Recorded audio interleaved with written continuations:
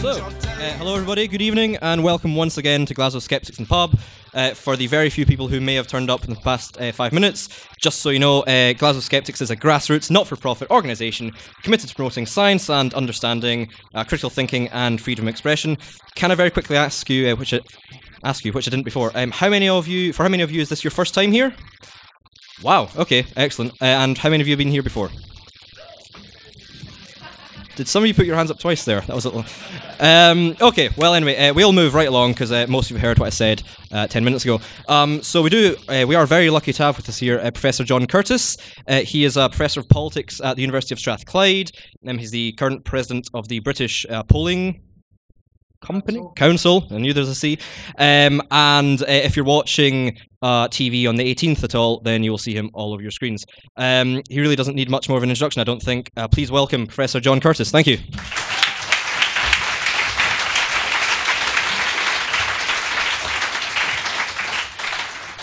Thanks very much. I'm sorry to keep you waiting, but as you might imagine, since about 10 o'clock on Saturday evening when a certain poll appeared, life's been a little hectic, and it promises to continue that way for a little while longer. Anyway, what I'm going to do is, apart from try to answer that question, which of course I won't properly answer, I'll admit that straight away, is I will start off with, as it were, the current state of the horse race. What do the polls say? But apart from looking at the level of yes and no support, also looking at the issue of turnout, which arguably is at least as important, the referendum, as the outcome, and say a little bit about indecision, partly because I just want to get a few things off my chest about don't knows that I keep on telling journalists, but they keep on coming back to me with the same daft old questions. I then want to kind of stand back much more, and I'm going to use data from Scottish social activists about more anon, in which I'm heavily involved, in order to say, well, who is for and who is against, and I'll try and tell you a little bit about what the recent polls say about that as well. How have people's views changed during the campaign? But here I'm taking the long view.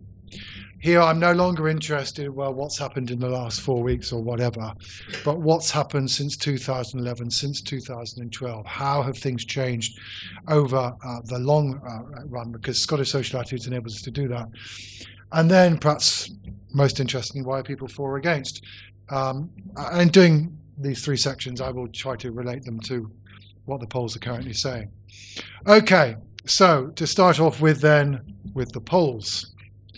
The one piece of news that I think, hopefully, whatever your views about independence, everybody in this room will say, jolly good, is that it looks as though people are actually going to vote in the referendum.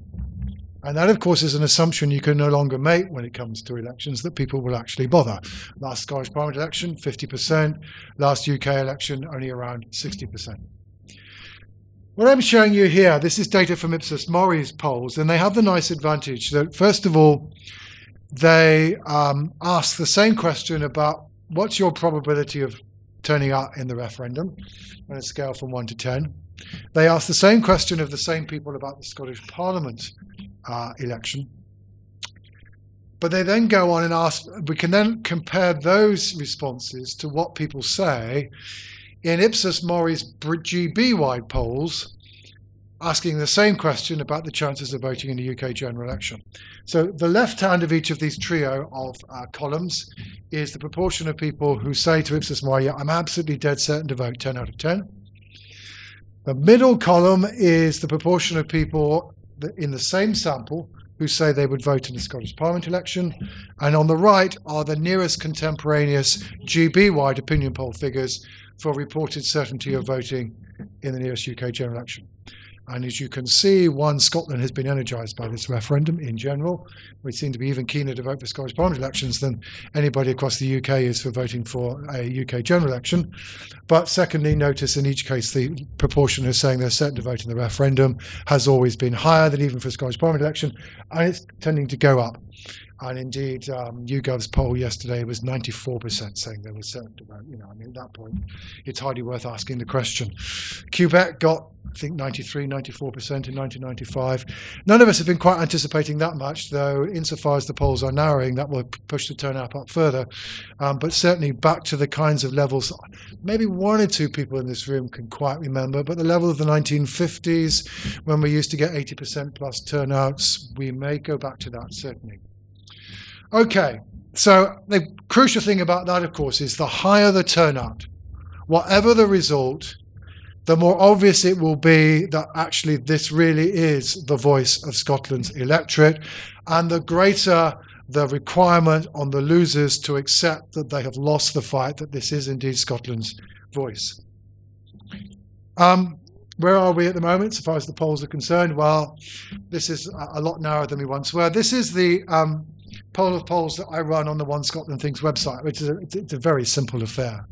I'm just simply taking the average of the last 6 opinion polls. Why the last 6? Well, because basically there are 6 polling companies who are polling regularly in this referendum. So occasionally you actually manage to get it so you get one poll from each of all of them. That's not true at the moment. This is very heavily YouGov. But that's the kind of theory behind it. And until Sunday, the highest published figure for yes in our poll of polls was 45, and that was rare. It was mostly around here in late April, early May. And there was, at that stage, a pretty strong suspicion that, you know what, all of a sudden, panel-based are being asked to do an awful lot of opinion polls by organisations associated with the yes side. And almost, this kind of meant we had one lot of panel-based polls, which, as I'll show later, tend to be rather good for yes, ergo, rather higher figure. But basically, until now, until literally the last week or so, the only significant movement, the only consistent movement in the referendum occurred between Christmas of last year and basically Easter of this year, when the yes side clearly made ground. Before this year, on average, the yes side were running at around 39. Since the back end of March or so, they've been running at 43. Why? Probably one, the publication of the white paper meant that some people said, oh, they've got some idea what they mean after all. And secondly, and this echoes back to what's going on at the moment, George's now well-known away day in Edinburgh, in which he announced that they were neither he nor Ed Balls nor Danny Alexander was willing to share the power with independent Scotland, also seemed to have helped to push the yes vote up a bit further. Curious that, isn't it, that the no side have been repeating the same message in recent weeks, and look what's happened, but there we go. This is, again, showing you just the same thing on a slightly bigger screen. So you can again see we are now narrower than we have been at any point in time. We are now eagerly awaiting what this week's opinion polls say to see whether or not it has indeed narrowed further. And of course, if the subsequent polls were to continue to suggest it's close to 50-50, then as some of the older polls in this reading come out, this figure will move even further. On the other hand, if it goes in the other direction, this will go back out again, and the media balloon of the recent days will kind of expel air as rapidly as it's gained it. Again, showing you the same thing over, again, just to prove the point.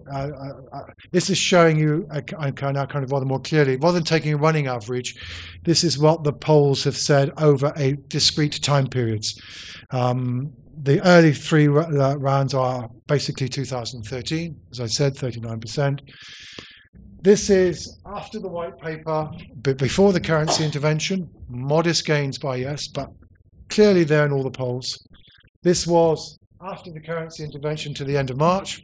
Yes side made further progress, and then, as you can see, basically was stalling until this is the average of all the polls since the first leaders debate, some of which are now quite ancient. But again, it just goes to show, however you do it, right. Now, given all of that, however, what is also true, or at least has up to now been true, is that one of the remarkable features of this referendum campaign has been that although every single poll until now put the yes side behind, they did not agree about how far yes was behind. They systematically and persistently disagreed. And that's summarized in this graph. This is the level of the yes vote after the don't knows are taking out, on average, in the opinion polls conducted by each of the 6 principal polling organisations in the referendum since between basically April and mid-August. I've stopped at mid-August because YouGov has now kind of gone all over the place. But as you can see, panel base 47. Panel base have been saying it's been close for ages. Panel base last year was saying it was 45. But equally, ICM, Survation, actually most Survation, more recent polls have said 47. So to that extent, at least for somebody to come up and say, as YouGov did last Tuesday, 47, why did that cause a great rush and kerfuffle and media storm even before Sunday? Reason, because YouGov were amongst those opinion pollsters that hitherto have been saying, you know what, let me tell you something. It's all over by the shouting.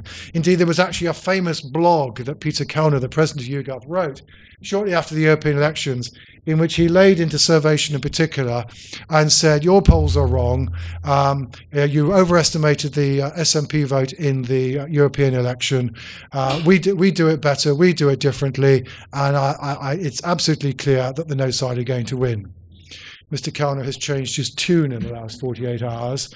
And at the moment, he now has a higher yes vote than does Survation. But there we go.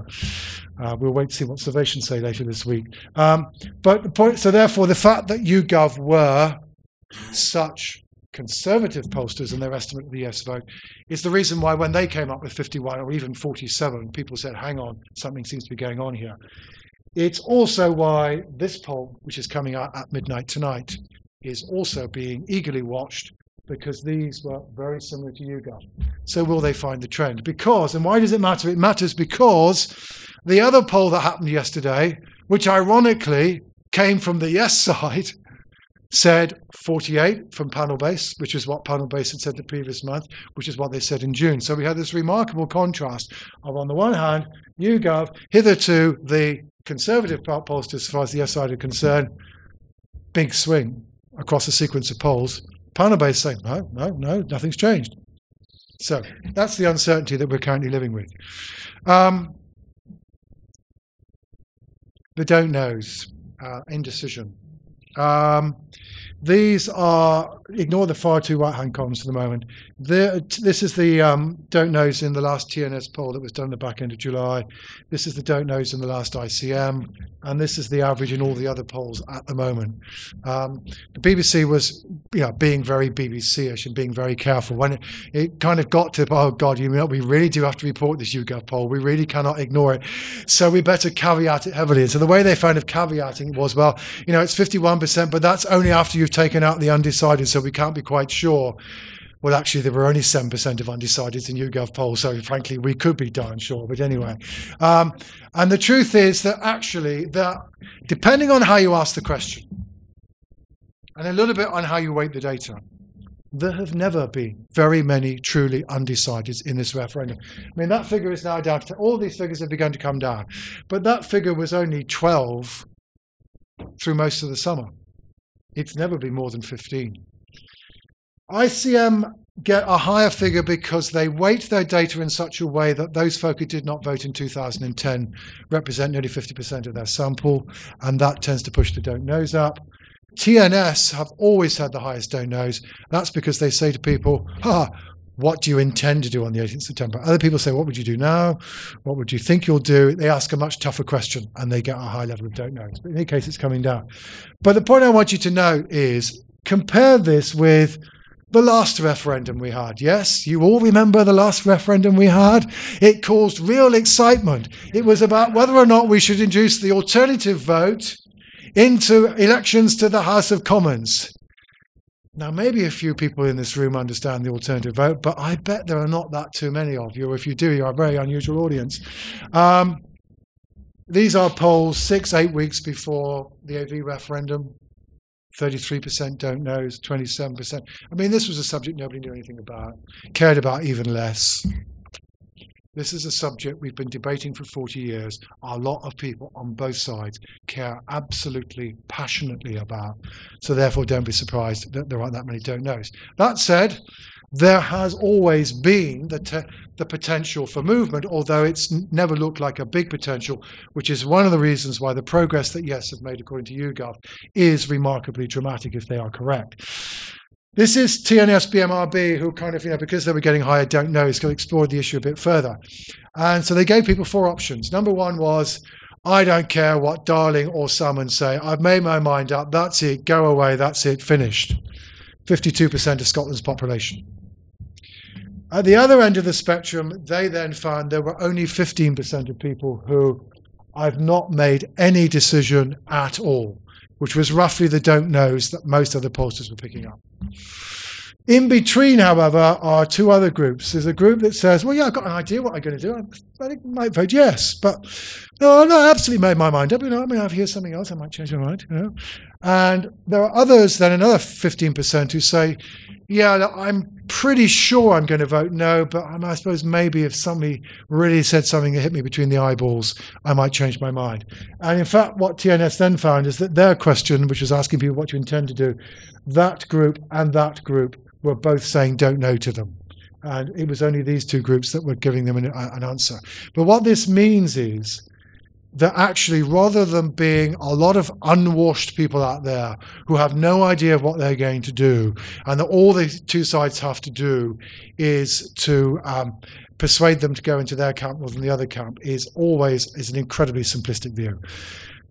Although there is clear there's a substantial body of people who probably were pretty unshakable, there is then about a third of people who are basically had an inclination, but it's an inclination, not a decision, and it looks as, and therefore, if one side could persuade people to change their inclination, they might make ground.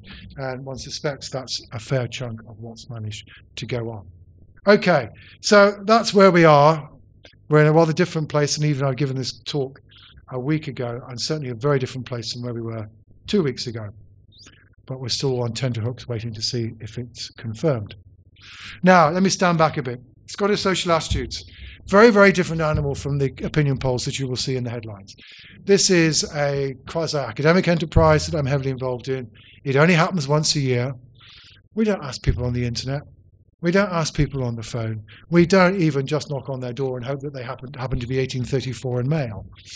We give interviewers an address, randomly selected addresses, and say, you've got to knock on that door. And you've got to find out who lives there. And when you find out who lives there, you've got to put it into a computer, and the computer will tell you which one of those people you have to interview. In other words, for those who understand this stuff, this is true probability sampling, none of which the commercial opinion polls, strictly speaking, engaged in. It takes a long time to do this. It takes weeks, months to do this kind of work and get an adequate response rate. Most recently, however, we've done it in 2 months, which is kind of our record, right? So the 2014 data, which is for about May and June, is much more short term. But what we're able to do is, because this is funded by bodies like the ESRC, the Economic Social Research Council, is we're able to ask an awful lot more questions. We ask loads and loads of questions to try and be able to statistically analyze why do people vote as they do, who's voting in this way. And what we also do, again, which distinguishes from many opinion polls, we keep on asking the same old boring questions. Because the first rule of survey research is if you wish to understand and identify change, you need to keep on asking the same old boring survey questions. Because if you don't ask the same old boring survey questions, you change your questions. You don't know whether any change you discover is a real change or just because you've changed your questions.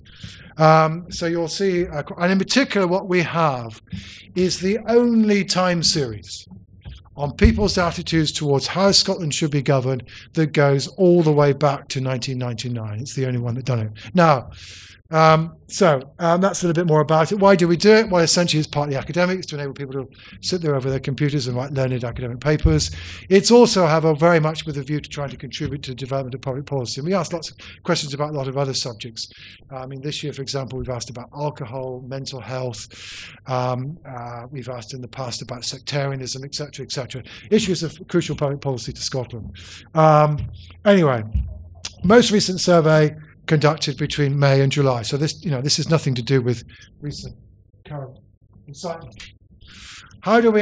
This is a question that we've asked all the way back since 1999. Now, it's beginning to show its age.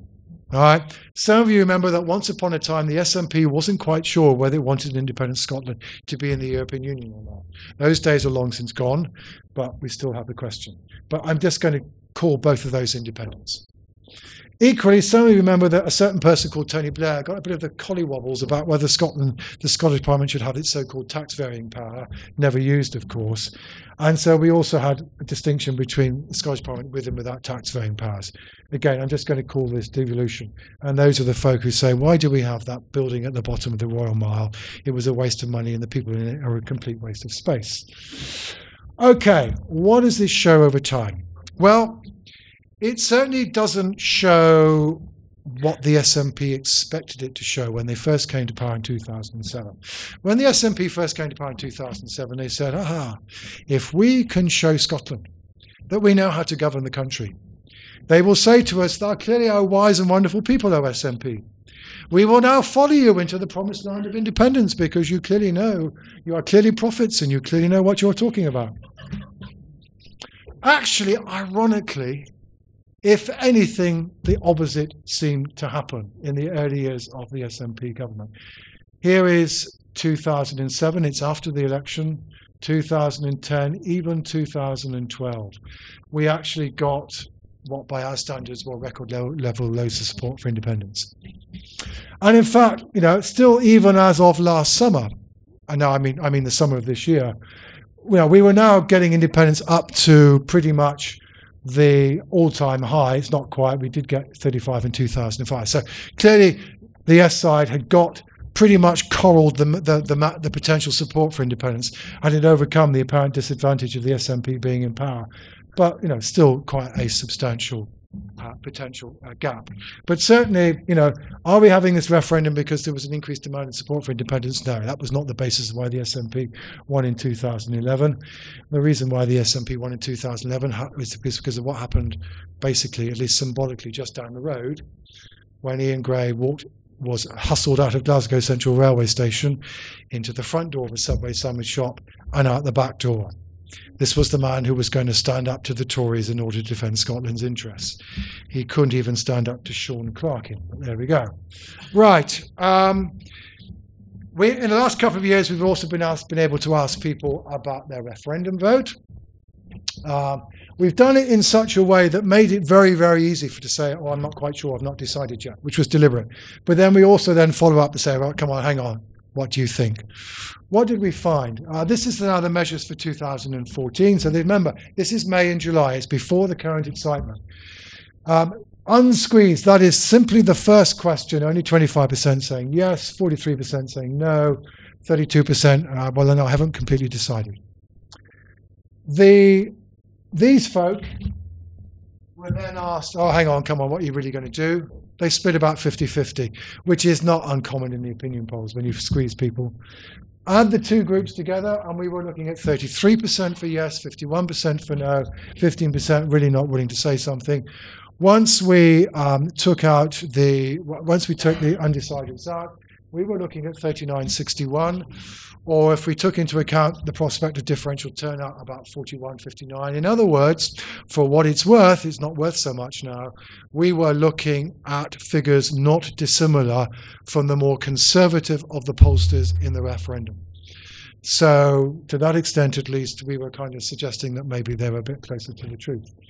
But that said, we were confirming what you've already seen from the poll of polls, which is that the yes vote had gone up as compared with 12 months previously, because this is the figure for 2013. So corroboration of the obvious.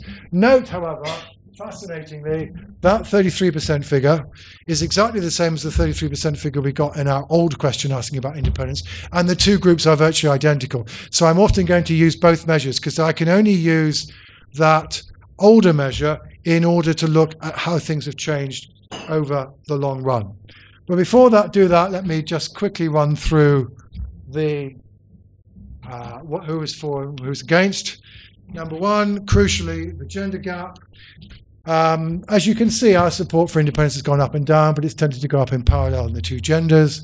We actually had a rather big gender gap in 2014. We wouldn't want to make too much of that. But the truth is, one of the persistent stories of this referendum and support for independence in Scotland is it's long been the case that women are not so keen. bit of a suggestion in YouGov that might have narrowed. Panel base, actually, they lost it, but sometimes that happens as a result of sampling error. But certainly, women have, shall we say, been a bit of a problem for the yes side. Second difference, pretty persistent, is that those aged over 65 are less likely to be in favour. And YouGov were reporting that this group this is the one group that hasn't moved since the beginning of August. So the gap's probably even wider now. But as you can see, there's again nothing new about the fact that the over 65s are particularly resistant. Number 3 is that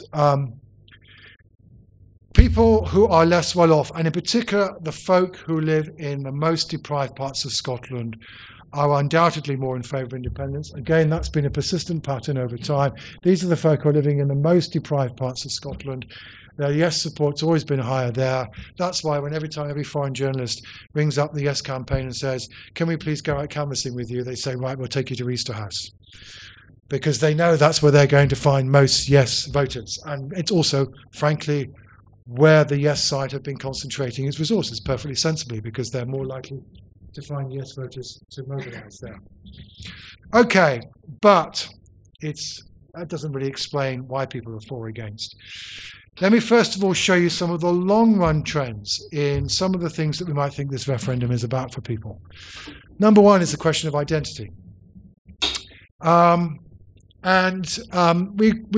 examine this in a variety of different ways. This is quite a famous way now, where you say to people, okay, here's a scale. Are you Scottish, not British, more Scottish than British, equally Scottish and British, more British than Scottish, or British, not Scottish? Okay, 5-point scale. Not very many people say they are either more British than Scottish or not British or Scottish. Or as I sometimes have fun of saying to people, the one thing that really differentiates Scotland from England is that it's Scottish. It's quite difficult to find other differences in these surveys, but that's the one really big difference. You'll also note, however, that most people have always said that there's some combination of the two. So we are talking about a society where a dual sense of identity, albeit one with the Scottish one being the stronger one, is widespread. But then curiously, what you'll also note is that in recent years, the proportion of people who say they are exclusively Scottish and deny they're British at all has been somewhat lower. And it's almost as though the referendum has kind of awoken in some people's minds the fact, oh yes, I am a bit British as well. That also comes out in another question in which we force people to choose. Well, yeah, Scottish or British. Actually, there are a number of other options, but these are the only two that people choose.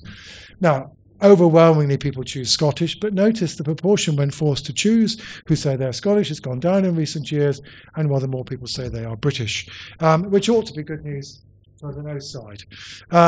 Equally, again, this is saying the same thing. Again, equally, using a 7-point scale, just asking people to say how British they are. Notice how, again, we've become more British. What I also invite you to note from this, however, is the degree to which actually we're not quite evenly divided, but we're quite well segmented in terms of how British we are. In contrast, if I put up the similar graph for Scottish identity, virtually everybody is here. In other words, Scottish identity is more or less ubiquitous. It's how British we feel that where we differ on, and arguably for many people is therefore the issue in the referendum campaign. Okay, now I've already shown you that since 2007, maybe we didn't feel that independence was quite so desperate every year. Here's part of the reason why. Since that cheeky chappie has been in Butte House, ringing up Gordon Brown, David Cameron, saying, hang on, not fair, what about Scotland? We've said, oh, we're not doing so badly after all then, are we? Yeah. This is a measure in which we say to people, is Scotland getting more or less than its fair share of public spending? Back in the early years of devolution, we still thought we was being hard done by, and a majority of us thought we get less than our fair share. That had begun to go down, but noticed markedly since 2007, as many people have said, we get pretty much our fair share. I think we get less than our fair share. And actually, if you put the two groups pretty much fair, more than fair share. A majority of us think we're not doing too badly in terms of public spending out of the union. Equally, though not quite so dramatically, another question in which we said to people, whose economy benefits from this union? Is it Scotland's or is it England's? And the answer in the early years of devolution, insofar as it wasn't both, a lot of people said both, was England's. Again, that narrowed. It's widened back up again a bit. But even so, we're still not back to where we were in the early days of devolution. Something else, this is an argument that the no side spend a lot of time pursuing, which is, so hang on, what would you like to have behind your pensions? What would you like to have behind an employment benefit if you should find yourself unemployed? Do you want it to be the tax base of the Scottish taxpayer alone or the tax base of the UK as a whole? Answer pretty firmly is, please could the UK taxpayer please still fund our pensions and our welfare benefits? So you can see why the yes side, the no side have been pursuing that particular argument. And indeed, if anything, that has become more true during the course of the campaign. But what do we think about independence? Here's a variety of questions that we've been asking over the years. People are inclined to think we'll have more pride in our country if we go independent. We've been inclined to think that our voice in the world will be stronger, but there was less faith in that more recently.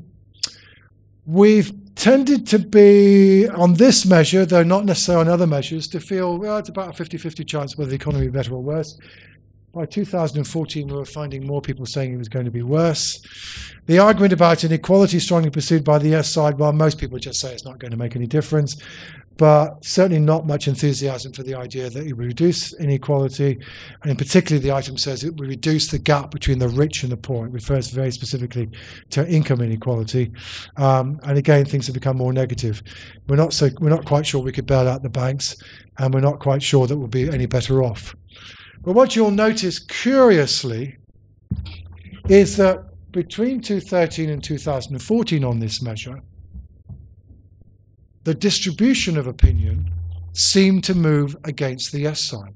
Yet, as I've already shown you, even on our measures, conservatives they now look, by the standards of recent opinion polls, we also picked up an increase in yes support. So it looks as though we had a 12-month period in which yes support went up, even though fewer people actually believe the arguments of the yes side. And that clearly is something that we need to explain.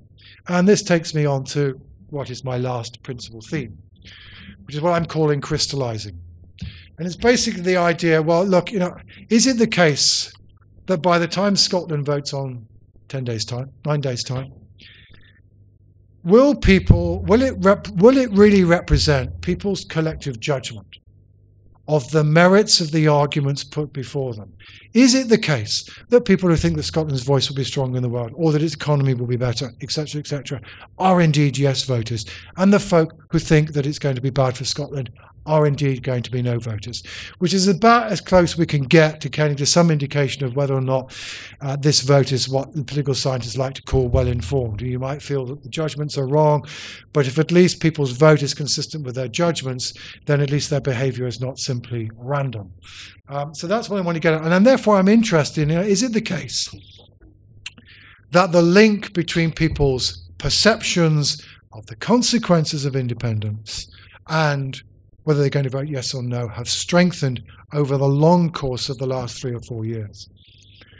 Exhibit number 1, this is based simply on whether you say you're going to vote yes or no in the referendum.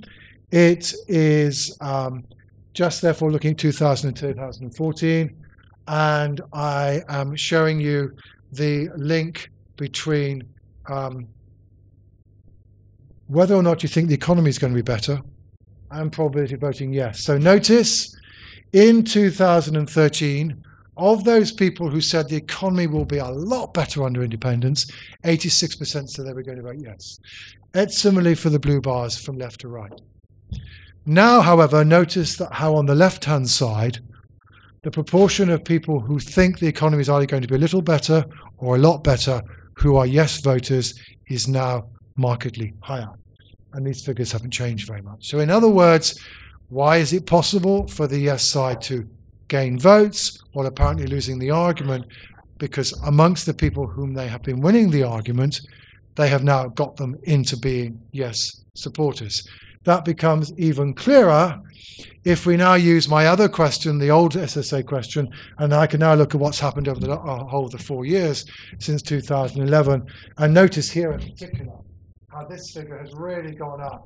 So if 2 years ago you thought, well, I suppose the economy might be a bit better, you were still not that particularly likely to go on and say, yeah, and therefore we should be independent. Now that seems to be sufficient. In other words, we've polarized, and therefore also people's votes are crystallizing. They are reflecting their judgments. That's pretty much. Oh yes, sorry. Right. This is what slide I've added now. Given, therefore, the apparent importance of people's economic evaluations in this campaign, really it's almost deterministic.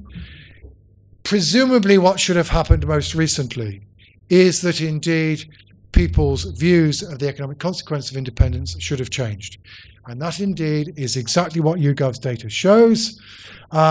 This is, again, actually, it's a 4-year time series, or very, very occasional one, in which YouGov have said to people, do you think as a result of independence, Scotland will be economically better off or worse off?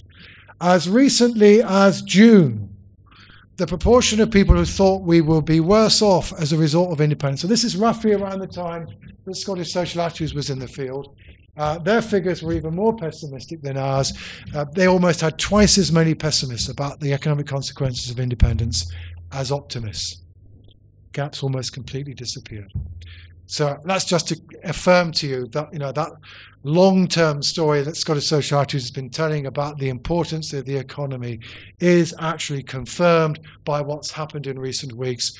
Views on the economy, according to YouGov, have shifted, and exactly what you'd expect as a result of that, views, propensity to vote yes or no, has also changed according to YouGov in much the same way. Okay, back to Scottish Social Attitudes. Again, we can see much the same story with respect to people's views about Scotland's voice in the world. Your chances now of being an independence supporter, if you think that indeed independence will strengthen Scotland's voice, has gone markedly up. Again, it's crystallized. Again, you can see how the yes camp were able to gain ground, even they weren't necessarily getting more converts to their view of the world. And the same is true of whether or not people are going to vote yes or no. What's also true, and I kind of personally find somewhat more interesting, because 12 months ago, my advice to the yes side was stop banging on about equality. Nobody cares about equality. Forget it. It's the economy, stupid. Is they have made quite a lot of progress in actually making this something of an issue. So back in 2012, a majority of the people who said, yeah, we might be more equal under independence. No, but I'm not going to vote for it.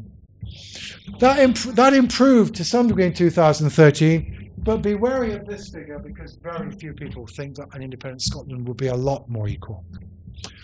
But notice how these folk, which are reasonably numerous, are now on side. So it looks as though, again, opinion is crystallized, and the argument about inequality has gained some traction, thanks perhaps to the efforts of the yes side. But they've had to make it an issue. It wasn't necessarily an issue in the first place. Now, just in case you're wondering why I've been emphasizing the issue of the economy and other other instrumental consequences of independence, and not talking about identity, this is why, even as of the summer, only 60% of those people who said, yeah, I'm Scottish and I deny that I'm British, were independent supporters. So although, in truth, feeling strongly Scottish is pretty much a necessary condition for being in favour of independence, and conversely, therefore, being weakly British, but on its own, it's never looked like enough. It's always looked as though I need more than that. You need to convince me it's going to work. And perhaps particularly true for this group, who do still have some sense of British loyalty that they might still want to keep to the UK as a whole. But notice, the identity link is also strengthened to a degree, but it's still nothing like as strong as it was with respect to the economy. That's why I'm saying it's the economy. It's why we spent so much time arguing about the practical consequences of independence, because for many voters, identity on its own doesn't provide an answer. It provides a framework, but it doesn't provide necessarily an answer to the question, which way should I vote? In contrast, and in a sense, it shows you the way in which the issue has really become about independence for or against, and much less about the union. The question of whether or not England's economy benefits more or Scotland's benefits more has not really become any more important than it was 2 or 3 years ago. So insofar opinion is crystallised, it is crystallised around the issue of what do you think independence would bring, and some of those other things about what we think about the union have not become more important. So again, perhaps one of the reasons why the yes side is able to make progress, even though we're not necessarily that critical of the union. And also, this is the bad news for Gordon Brown. Gordon Brown has been pursuing this argument doggedly. And as I showed you earlier, people are inclined to think that pensions should be funded out of a UK-wide pool, but actually support for independence amongst those folk who would still like their pensions to be paid for by the English taxpayer has gone up between 2000 and 2014. But folk don't always have to be consistent. The yes side, until recently at least, little success in persuading voters the benefits of independence, not least on the economy, but that's now what perhaps has begun to change. Nevertheless, they have made progress during the campaign, even before the last week, thanks to that process of crystallisation that the folk who were inclined to think independence was a good idea have got on board. But still, as of the summer, they probably had done no more than basically got on board the folk whom you'd expect them to get on board. What is now fascinating about what's happening now is that apparently they have finally, in the last weeks of the campaign, apparently begun to reach out to folk who hitherto did not look easy to get hold of. And I'm happy to discuss why that might have happened in Q&A.